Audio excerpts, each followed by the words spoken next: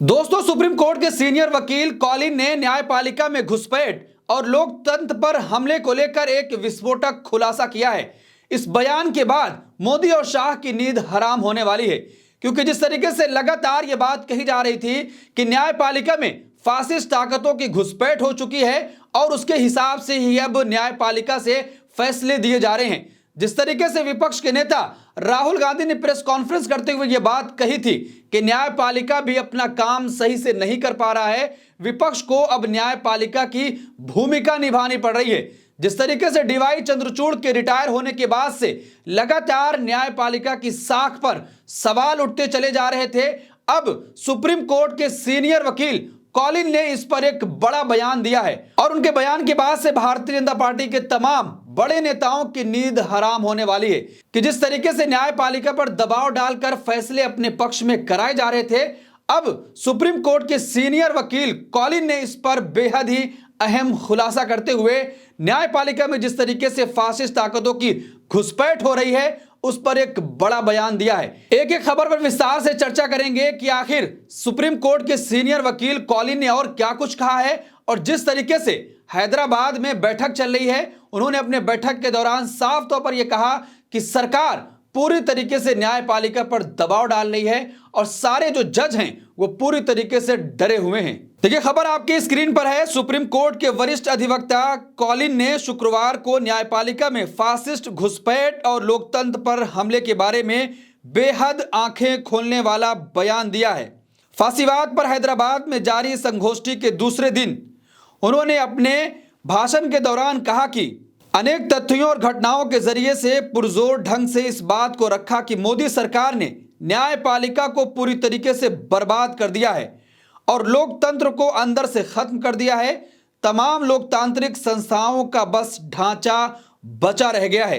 दोस्तों, जो बात विपक्ष अभी तक यह कह रहा था कि न्यायपालिका को पूरी तरीके से बर्बाद किया जा रहा है, संघ और फांसीवादी ताकतों के जरिए से न्यायपालिका को कैप्चर कर लिया गया है। राहुल गांधी हर अपने प्रेस कॉन्फ्रेंस में यह बात कहते हैं कि न्यायपालिका अपनी भूमिका नहीं निभा पा रहा है, जो उसका काम है वो नहीं कर पा रहा है, इसीलिए विपक्ष को न्यायपालिका की भूमिका में आकर वो काम भी करना पड़ रहा है। आज अब सुप्रीम कोर्ट के सीनियर वकील ने साफ तौर पर यह कह दिया है कि जो संघीय ढांचे पूरी तरीके से खत्म हो चुके हैं, लोकतंत्र को बर्बाद किया जा रहा है और नरेंद्र मोदी की सरकार ने तमाम लोगों को डरा कर रख दिया है। जस्टिस कॉलिन ने कहा कि इमरजेंसी के दौरान हमने देखा था कि चंद एक को छोड़कर अधिकांश जजों ने किस तरह से सत्ता के आगे समर्पण कर दिया था, लेकिन पिछले 10 सालों के दौरान हम जो देख रहे हैं वो अभूतपूर्व है। मोदी सरकार ने न्यायपालिका को एक तरह से खत्म ही कर दिया है। तो दोस्तों, जिस तरीके से भारतीय जनता पार्टी लगातार ये कहती है कि इंदिरा गांधी ने इमरजेंसी लगाकर देश के कानून की धज्जियां उड़ा दी थी, अब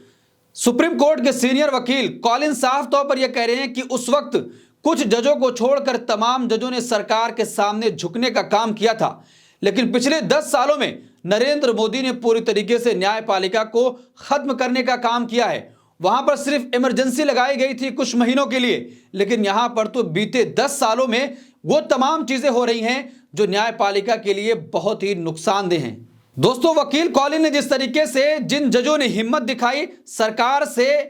सवाल पूछने का काम किया, उनको किस तरीके से रातों रात उनका ट्रांसफर किया गया, इस मुद्दे को भी उन्होंने सामने लाया और कहा कि जिन जजों ने हिम्मत दिखाई उन पर सरकार ने उनको दंडित करने का काम किया। देखिए, उन्होंने कहा कि जिन जजों ने रीढ़ का परिचय दिया और सरकार या पार्टी के गलत कामों को गलत कहने का स्टैंड लिया, उन्हें तत्काल दंडित किया गया। दूसरी तरफ बहुत से जज ऐसे भी हैं जो सत्ताधीशों की मेज से गिरे टुकड़ों को बटोर कर ही खुश हैं। उन्होंने जस्टिस होसबेट सुरेश, जस्टिस दाऊद और जस्टिस मुरलीधर का हवाला दिया, जिन्होंने हिम्मत के साथ स्टैंड लेने की कीमत चुकाई। तो दोस्तों, आप अंदाजा लगाइए कि आखिर न्यायपालिका में संघ की घुसपैठ कैसे हो रही है। सुप्रीम कोर्ट के सीनियर वकील कॉलिन ने साफ तौर पर इशारा करते हुए कहा कि जिस तरीके से गुजरात में एक जज ने कहा था कि अब तमाम जजों को एक ऐसा ड्रेस पहनना चाहिए, साफ तौर पर उसका इशारा था कि आरएसएस जिस तरीके का ड्रेस पहनती है वैसे अब वकीलों और जजों को पहनना चाहिए। उसकी तरफ इशारा करते हुए वकील कॉलिन ने साफ तौर पर कहा कि आप अंदाजा लगाइए कि किस तरीके से न्यायपालिका में संघ की घुसपैठ हो चुकी है। न्यायपालिका में संघीय घुसपैठ की चर्चा करते हुए कॉलिन ने कहा कि हाल ही में गुजरात हाईकोर्ट के एक मौजूदा जज द्वारा किसी कार्यक्रम में दिए भाषण का जिक्र किया, जिसमें जज ने कहा कि हमें समाज में नैतिकता और व्यवस्था बनाए रखने के लिए सिविलियन पोशाक में रहने वाले सैन्य तत्वों की जरूरत है। उनका सीधा इशारा आरएसएस कैडर की ओर था। उदाहरण देते हुए उन्होंने समझाया कि किस तरीके से न्यायपालिका में फासिस्ट ताकतों की घुसपैठ हो रही है, कि जिस तरीके से जस्टिस शेखर यादव जो इलाहाबाद हाई कोर्ट के जज हैं, उन्होंने साफ तौर पर कहा कि अब इस देश को जरूरत है कि बहुसंख्यक के हिसाब से चलाया जाए। साफ तौर पर उन्होंने एक विशेष समुदाय को अब शब्दों से नवाजा, उसके बावजूद भी कोई कार्रवाई नहीं हो पाई। कॉलेजियम ने सिर्फ अपने सामने उनको बुलाकर फटकारा भर, लेकिन उनके ऊपर कोई ऐसी बड़ी कार्रवाई नहीं हुई कि जो नजीर बन सके और उसके बाद न्यायपालिका की जो साख लगातार गिरती जा रही है उसको बचाई जा सके। देखिए, इलाहाबाद में जस्टिस शेखर यादव द्वारा विश्व हिंदू परिषद के कार्यक्रम में दिए गए घोर सांप्रदायिक बयान के बाद कॉलेजियम ने उन्हें बस दिल्ली बुलाकर बातचीत की और कोई कार्रवाई नहीं की, जबकि तत्काल हेट स्पीच के लिए उनके ऊपर एफआईआर दर्ज की जानी चाहिए थी। हेट स्पीच पर सुप्रीम कोर्ट के जस्टिस जोसेफ के फैसले से साफ कहा गया था, ऐसे मामलों में कोई पक्ष एफआईआर दर्ज ना कराए तो भी सो मोटो एफआईआर दर्ज करके फौरन कार्रवाई की जानी चाहिए। इतना घोर सांप्रदायिक बयान देने के बाद जस्टिस शेखर यादव पर कोई कार्रवाई नहीं हुई। अब उसी को उठाते हुए कह रहे हैं कि आप अंदाजा लगाइए कि किस तरीके से फासिस्ट ताकतों की घुसपैठ हो गई है और संघ का किस तरीके से बोलबाला अब न्यायपालिका में भी हो चुका है कि कॉलेजियम उनके ऊपर कोई भी कार्रवाई नहीं कर पा रहा है, जबकि सुप्रीम कोर्ट का यह आदेश है कि अगर देश भर में कहीं भी हेट स्पीच दे जाती है तो तुरंत उस पर कार्रवाई होनी चाहिए। अगर कोई एफआईआर दर्ज नहीं कर रहा है या कोई दर्ज कराने नहीं आया है तो सुगो मोटो नोटिस लेकर उस पर एफआईआर दर्ज करके कार्रवाई करनी चाहिए थी, लेकिन कॉलेजियम में इतनी हिम्मत नहीं हुई कि उनके ऊपर कार्रवाई कर सके। देखिए, आगे वकील कॉलिन ने कहा कि अब यह बात बिल्कुल साफ है कि मोदी सरकार ही न्यायपालिका को संचालित कर रही है और न्यायपालिका की स्वतंत्रता और लोकतंत्र के तीसरे खंभे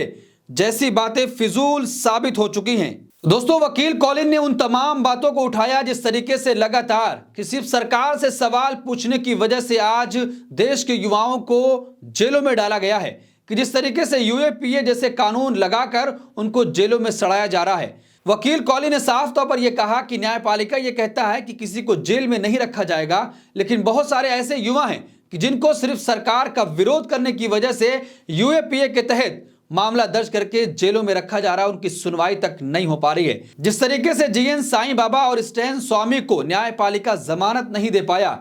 सुप्रीम कोर्ट के सीनियर वकील कॉलिन साफ तौर पर यह कहते हैं कि न्यायपालिका का यह क्रूर चेहरा सामने आया था कि किस तरीके से लोग न्याय का इंतजार करते रह गए, लेकिन न्यायपालिका में इतनी हिम्मत नहीं थी कि वो उनको जमानत दे पाता। देखिए, उन्होंने कहा कि जीएन साईं बाबा और फादर स्टैन स्वामी के मामले में हमने न्यायपालिका के बेहद क्रूर चेहरे को देखा है।